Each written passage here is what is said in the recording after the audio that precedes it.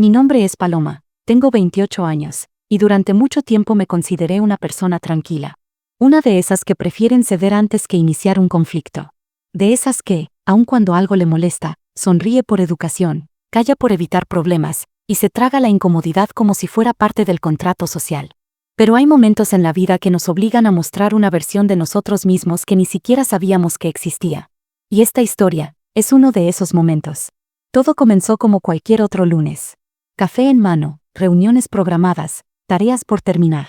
Pero ese día había algo distinto. Llegaba una nueva compañera al equipo. Su nombre era Fernanda. Tenía 31 años, un estilo impecable, cabello rubio perfectamente alisado, ropa de diseñador, perfume caro. Todo en ella gritaba confianza. Desde el primer momento, capturaba miradas sin esfuerzo.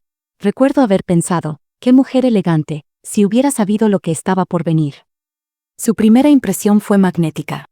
Sonriente, encantadora, esa clase de persona que parece moverse por la vida con una energía que hipnotiza. Durante su almuerzo de bienvenida, noté el primer indicio de lo que más adelante sería un patrón. Cuando llegó la cuenta y todos comenzamos a dividir, Fernanda recibió de pronto una llamada urgente. Chicos, perdón, es mi mamá. Una emergencia, dijo mientras se alejaba con el teléfono en mano. Dividan por mí, se los transfiero después. Nunca transfirió. Al principio, lo tomamos como un malentendido. ¿Quién no ha tenido un imprevisto? Pero luego vino el happy hour. Y el siguiente almuerzo. Y otro más.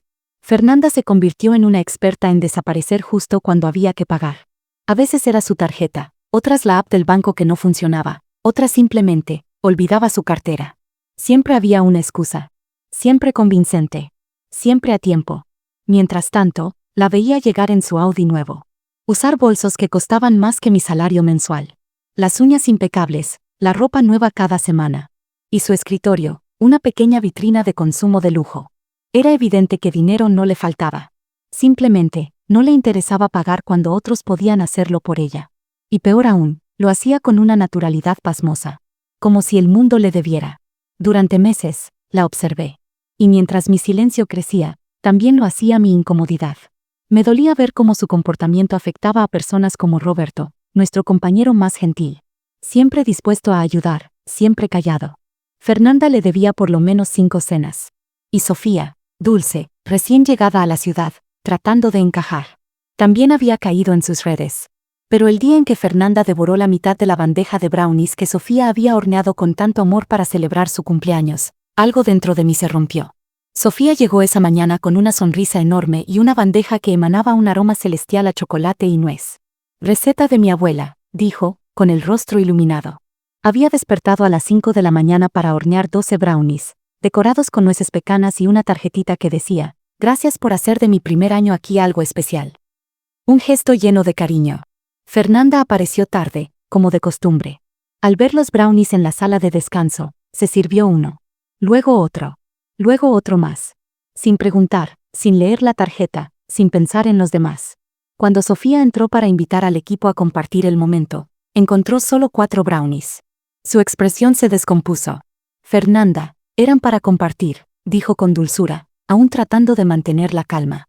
La respuesta de Fernanda fue un puñal. Ay, perdón, estaban un poco secos. Tal vez deberías usar menos harina. Ese chocolate parecía de supermercado. Ver la cara de Sofía fue insoportable. Los ojos se le llenaron de lágrimas, su voz se quebró. No era solo la comida. Era el desprecio, la humillación, la falta total de empatía. Y yo estaba ahí, viendo todo, callando como siempre. Pero esa vez, algo en mí despertó. Algo que ya no estaba dispuesta a seguir silenciando. La gota final vino días después, cuando Fernanda robó descaradamente el almuerzo de Roberto. Había pedido un poke bowl caro como un regalo para sí mismo. Cuando llegó, tuvo que atender una llamada urgente. Dejó su comida en la cocina. Al volver, su poke había desaparecido. ¿Y adivinen quién lo estaba comiendo? Fernanda, ese era mi poke, exclamó aún incrédulo. Ella, con la boca llena, respondió, ay, pensé que era mío. Ya lo comí. Además, estaba insípido. Deberías quejarte con el restaurante. Fue demasiado. Roberto, que apenas tenía para pagar ese almuerzo, fue tratado como el agresor. Fernanda, como la víctima. Una manipulación de libro. Esa noche, mientras conducía a casa, lo supe con claridad. Ya no se trataba de dinero. Se trataba de respeto, de justicia, de proteger a quienes no sabían defenderse. Y yo, estaba lista para dejar de ser espectadora. Tenía un plan. Esa misma noche, al llegar a casa, le conté todo a Diego, mi novio. Él trabaja como chef en un restaurante de fusión asiática llamado Sakura Fusión. Y fue ahí cuando la idea comenzó a tomar forma. Un lugar elegante, con precios elevados pero no desorbitados, perfecto para crear el escenario que necesitaba. Porque si algo tenía claro era que Fernanda no podía seguir manipulándonos como si nada. Y que si quería irse sin pagar, esta vez no le sería tan fácil. Llamé a Diego y le pregunté si todavía aplicaban descuentos corporativos para grupos. Me confirmó que sí. Sonreí. El primer paso estaba listo. Al día siguiente, envié un correo grupal a 8 compañeros de la oficina. Lo redacté con entusiasmo y un tono casual. ¿Qué les parece si organizamos una cena este viernes? Descubrí un restaurante buenísimo con descuento para grupos. Será en Sakura Fusión, a las 7 de la tarde. Yo me encargo del descuento. Incluye a todos. Incluso a Fernanda. Algunos me preguntaron en privado si era buena idea invitarla, después de todo lo que había hecho. Pero yo solo respondí con una sonrisa: confíen en mí. Esta vez será diferente. Los días siguientes pasaron lentamente. Observaba a Fernanda con nuevos ojos. Notaba cada gesto, cada pequeña actuación, cómo se acomodaba lejos de donde sabía que vendría la cuenta, cómo hacía pausas calculadas para sacar el teléfono justo cuando hablábamos de dinero. Era un arte, su manera de desaparecer emocionalmente cuando se trataba de responsabilidad. El viernes llegó. Tenía mariposas en el estómago, pero una determinación inquebrantable. Me presenté en el restaurante 15 minutos antes para verificar todo con Diego. Mesa en el rincón más alejado, vista panorámica a la ciudad, sin acceso discreto a salidas. Perfecto. Además, Diego había instruido a todo el equipo. Nadie aceptaría excusas de apps fallando o tarjetas rechazadas. Esta vez, la cuenta se pagaría. Sí o sí. Uno a uno, los compañeros comenzaron a llegar. Roberto, aún con cierta reticencia. Sofía, algo nerviosa. Sara, nuestra gerente, siempre elegante. Miguel, Amanda, Jaime y su novio Kevin. La última en llegar, como era de esperarse, fue Fernanda. Entró con paso firme, luciendo un vestido que claramente costaba más de lo que muchos ganamos en una quincena. Su bolso Prada, sus tacones brillantes. ¡Qué lugar más hermoso, Paloma!, exclamó. ¡Y qué vista! Realmente tienes buen gusto. Todo parecía transcurrir con normalidad. Conversaciones cruzadas, risas tímidas. Fernanda se paseaba por los temas con la seguridad de siempre. Sus viajes, sus compras, un vino rarísimo que había probado en Napa Valley. Nada nuevo. Pero cuando llegó el momento de ordenar, su verdadero yo volvió a escena. Yo quiero el sashimi premium, dijo sin dudar, señalando el plato más caro del menú. Luego añadió, como quien pide pan, y también el camarón tempura especial como entrada. Consulté el menú en silencio. Solo su comida sumaba 100 pesos. Y todavía no había terminado. ¿Qué tal si pedimos un sake para compartir? El Junmai Daijinjo está buenísimo. Y antes de que nadie pudiera decir algo, ya lo había pedido. Costaba 85 pesos. Claro, todo iba por cuenta de la casa, como le gustaba decir. Que traducido significaba, que todos pagaríamos su parte. La cena avanzó y Fernanda, como siempre, dominaba la conversación. Reía alto, contaba anécdotas de spas exclusivos, de compras en tiendas que muchos solo conocemos por catálogos. Comía con voracidad, probando de todos los platos compartidos como si fueran suyos. En un momento, se comió la mitad del edamame y 4 piezas de tataki. ¡Ay, qué delicia!, decía mientras servía otro más en su plato. ¿Ya no queda más? ¡Qué lástima! Pero yo no estaba molesta. No esta vez. Porque sabía lo que venía. Cuando llegaron los postres, hice una seña al mesero. Diego ya lo tenía todo listo. Él se acercó con una sonrisa profesional. La cuenta total es de 580 pesos. Son 72 pesos con 50 centavos por persona. ¿Prefieren dividir o pagar por separado? Y ahí ocurrió. Fernanda, como movida por un resorte invisible, se llevó la mano a la frente. Ay, chicos, me siento fatal. Debe haber sido el sashimi. Creo que algo me cayó mal. Voy al baño un momento a refrescarme. Vuelvo enseguida. Y se fue.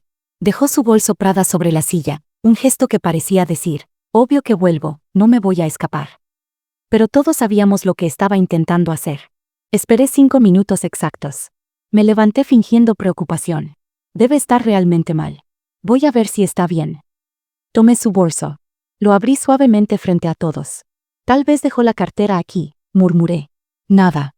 Solo maquillaje, perfume, su celular. Mi rastro de dinero. Qué raro, dije lo suficientemente alto. Tal vez la dejó en su auto. Tomé discretamente sus llaves. Voy a buscarla. Bajé al estacionamiento. El Audi estaba en primera fila. Abrí la cajuela. Lo que encontré era una pasarela de lujo, bolsas de Nordstrom, Saks, Coach, Tiffany & Co. Zapatos con etiquetas, ropa sin estrenar, perfumes caros. Incluso encontré una bolsa con joyería, aún envuelta para regalo. Fotografié todo. Recibos incluidos. Gastos por más de 2,000 pesos en menos de una semana. El mismo periodo en que Fernanda había olvidado pagar almuerzos y cenas. Volví al restaurante. Fernanda ya había regresado, con una expresión de falsa palidez. Discúlpenme, chicos. Me siento fatal. Voy a irme a casa. Mañana les transfiero, lo juro. Entonces, puse mi teléfono en la mesa. Deslicé la pantalla. Las fotos aparecieron una a una, las bolsas, los recibos, las etiquetas. Interesante, dije con voz calma. Porque aquí veo más de 2,000 pesos en compras esta semana. Estoy segura de que 72 pesos con 50 centavos no van a quebrar tu presupuesto. Fernanda se congeló. Todos miraban las imágenes. El silencio era absoluto. Intentó hablar, balbuceó excusas. Esos eran regalos, para mi mamá, mi hermana. Deslicé hasta el recibo del vestido de 400 pesos, talla mediana, igual a la suya. Pagado con tu tarjeta.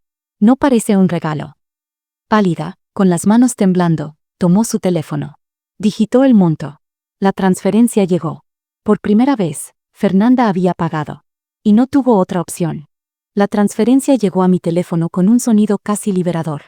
Un simple ping que retumbó como un veredicto. Nadie habló. Nadie necesitó hacerlo. La escena lo decía todo. Fernanda, todavía sentada en su silla, parecía más pequeña, más rígida, más derrotada. Pero no se levantó. Permaneció ahí, como si aún estuviera procesando lo que acababa de ocurrir. El resto de la cena transcurrió en un silencio espeso. Algunos fingieron continuar la conversación. Otros simplemente terminaron sus postres sin decir palabra. Yo sentía un nudo en el estómago, pero no era culpa. Era el peso de haber hecho lo necesario. De haber dado un paso que todos querían dar, pero nadie se había atrevido a ejecutar. Cuando llegó la hora de irnos, Fernanda fue la primera en levantarse. Tomó su bolso con brusquedad y se marchó sin despedirse. Sus tacones resonaron como disparos en el suelo de madera del restaurante. No miró a nadie. No dijo nada. Desapareció por la puerta como una sombra. Sara se me acercó mientras esperábamos el ascensor. Paloma, ¿desde cuándo sabías todo esto?, me susurró, con una mezcla de asombro y respeto. Le sonreí con cansancio. Desde hace mucho. Solo necesitaba el momento exacto. El lunes siguiente, como era de esperarse, Fernanda no se quedó de brazos cruzados. Llegó temprano a la oficina. Muy temprano. Y se instaló estratégicamente en la cocina, ese lugar donde todos pasan a por café antes de comenzar el día. Su voz suave, entrecortada, apenas audible, se convirtió en un eco habitual durante toda la mañana. Con Amanda, usó la fragilidad. No puedo creer que Paloma me haya hecho eso. Me sentí humillada, invadió mi privacidad. Con Rebeca, del área de recursos humanos, la narrativa era otra. Me estaba sintiendo mal, realmente mal, ¿y saben qué hizo? Me forzó a pagar. Ni una pizca de compasión. Y con Tomás, del equipo de marketing, el golpe maestro. Mi papá está enfermo. Tengo gastos médicos que no puedo cubrir. Pensé que podía contar con mis compañeros, pero no. Escuchar esas versiones en boca de terceros me hizo sentir una mezcla de rabia y, casi admiración. Porque Fernanda era una estratega. Sabía qué tecla tocar con cada persona. Sabía qué tono usar, qué lágrimas dejar caer, qué verdades mezclar con mentiras para armar un relato creíble. Pero esta vez, yo no iba a quedarme de brazos cruzados. Pasé los días siguientes haciendo lo que Fernanda jamás pensó que haría alguien como yo. Documentar, recopilar, armar un caso completo. Recuperé capturas de pantalla de meses de mensajes donde prometía transferencias que jamás llegaron. Revisé sus redes sociales, cada foto, cada historia, cada ubicación marcada. Ahí estaba todo. Cenas carísimas, escapadas de fin de semana, spa en Scottsdale, shopping en Miami, brunch en Napa Valley. Todo registrado. Todo con fechas. Conseguí incluso testimonios escritos. Sofía escribió con detalle lo que pasó con los brownies. Roberto relató cómo perdió su almuerzo por culpa de Fernanda. Ambos se ofrecieron sin que yo lo pidiera. Era como si todos estuviéramos esperando el momento de decir basta. Creé un archivo. Un dossier. Una línea de tiempo con más de 20 eventos en los últimos 6 meses. Con fechas, testigos, valores estimados, capturas. Un mapa claro del patrón de comportamiento. Y fue así como llegamos al viernes siguiente. Happy hour en un bar cercano. Ambiente distendido, copas en la mesa, risas por todos lados. Fernanda estaba ahí. Sonriente, como si nada hubiera pasado. Pero sabíamos que se acercaba el momento. Esperó el instante perfecto. Cuando las conversaciones fluían, cuando todos habían bebido al menos un trago, cuando las defensas estaban bajas. Golpeó la mesa suavemente con los dedos, como quien pide permiso para un brindis. Chicos, sé que no es momento para esto, pero necesito decir algo sobre lo que pasó la semana pasada. El bar fue silenciándose poco a poco. Todos giraron la cabeza hacia ella. Fui atacada y humillada públicamente. Todo por un malentendido en un restaurante. De verdad me sentía mal esa noche. Creo que fue una intoxicación. Pero en vez de comprensión, recibí vergüenza. Enfrente de ustedes. Hizo una pausa, bajó la cabeza. Su voz tembló. Se le humedecieron los ojos. Estoy pasando por un momento difícil. Mi papá está enfermo. Tengo muchos gastos médicos. Pensé que podía contar con ustedes. Y se quedó en silencio. Un silencio denso, fabricado, diseñado para crear impacto. Fue una actuación magistral. Realmente lo fue. Si yo no supiera la verdad, incluso yo misma habría sentido lástima. Pero esa lástima desapareció al instante cuando me puse de pie. Ya que estamos hablando de esto públicamente, dije con voz serena, creo que todos merecen ver el cuadro completo. Conecté mi teléfono al proyector del bar, que había pedido prestado antes de llegar. La pantalla iluminó la pared del fondo. Y entonces, comencé. La línea de tiempo del comportamiento de Fernanda. La primera imagen, su cajuela. Las bolsas de lujo. Los zapatos, los vestidos, la bolsa de Tiffany. Luego, los recibos. Con fechas. Con montos. El spa del martes.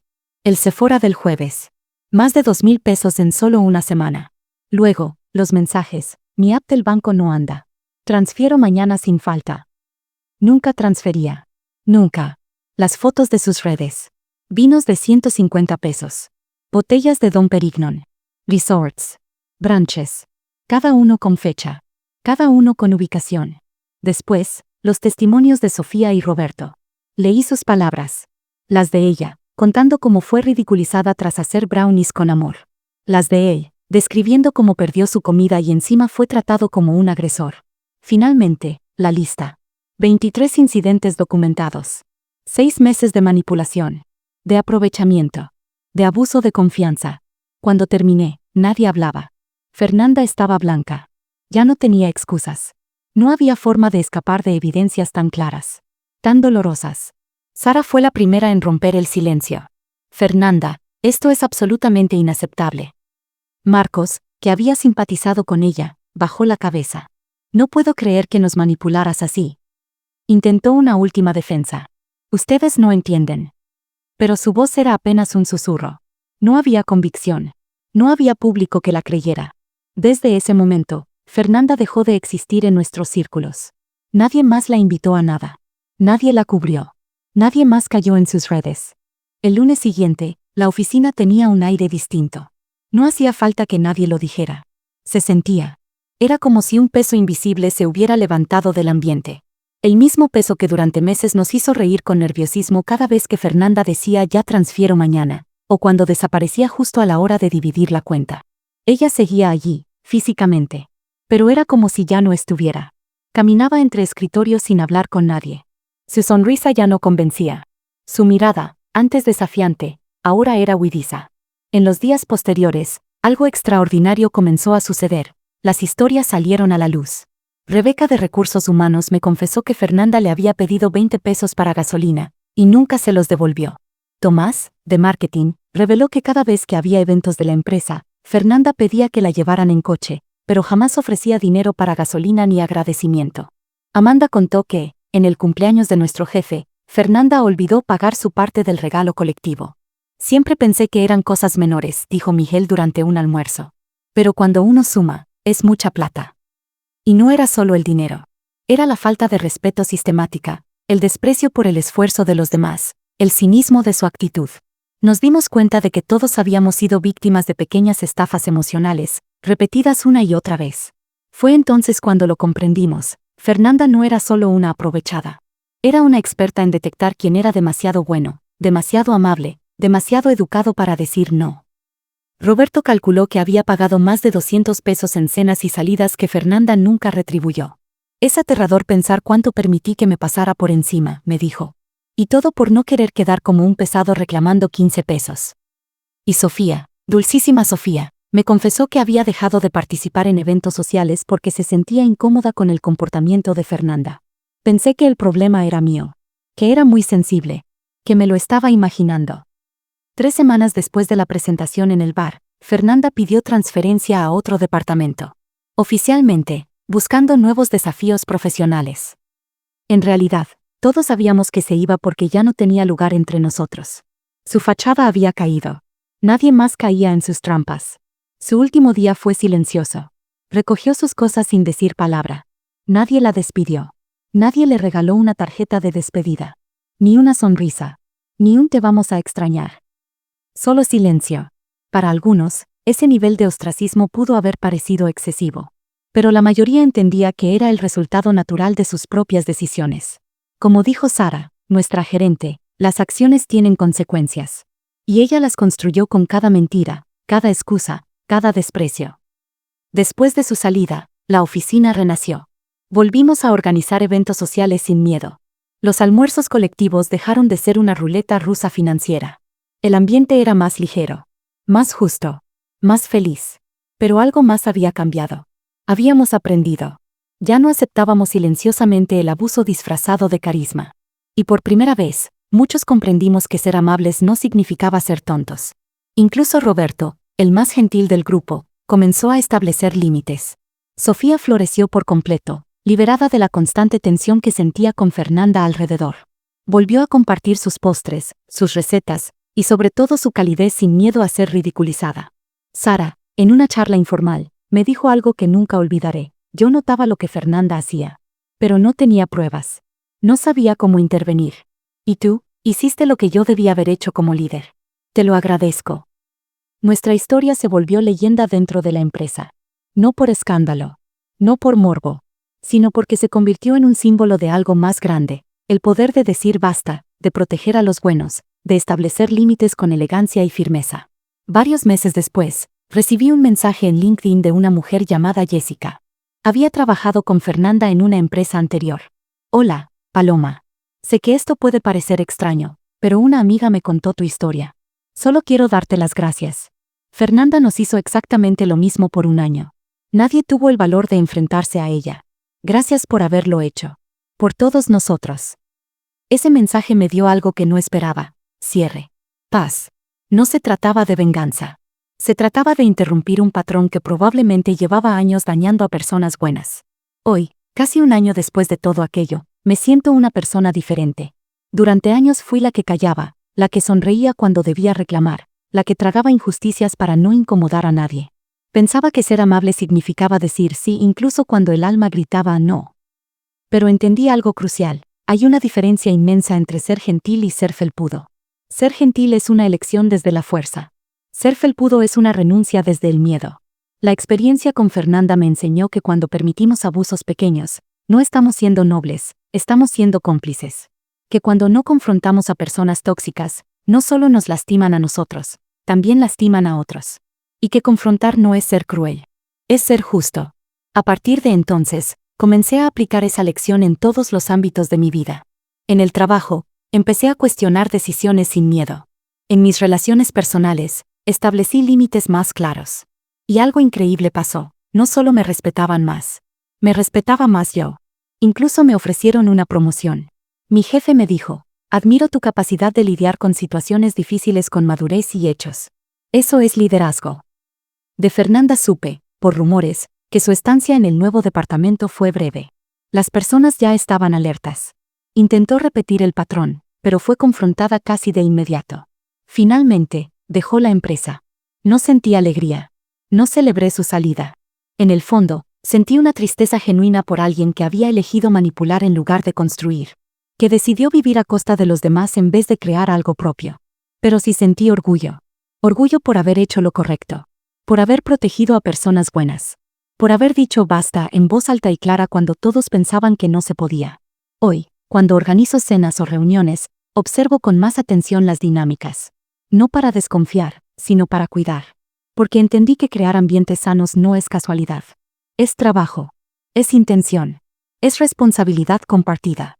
Me convertí, sin querer, en una especie de consejera dentro de la oficina. Compañeros de otros departamentos me buscan cuando sienten que están siendo manipulados, explotados, humillados en silencio. Y siempre les digo lo mismo. Documenta. Sé paciente. Reúne hechos. Y cuando hables, hazlo con calma, pero con fuerza. La verdad necesita menos ruido de lo que creemos. Pero sobre todo, les digo esto, proteger tu dignidad no es egoísmo. Es amor propio. Y proteger la dignidad de los demás, también es un acto de amor. Porque esa fue la lección más valiosa de todo este capítulo de mi vida, que se puede ser buena persona sin permitir que te pasen por encima. Que poner límites no te hace mala, te hace íntegra. Que a veces lo más gentil que puedes hacer es cuidar del grupo. Y así, yo, la chica que evitaba conflictos, terminé enfrentando a una manipuladora experimentada y ayudando a cambiar toda una cultura laboral. No por rencor, sino por respeto, por justicia, por amor. Y por eso, esta no es solo mi historia. Es la historia de todos los que, alguna vez, decidieron que ya era suficiente.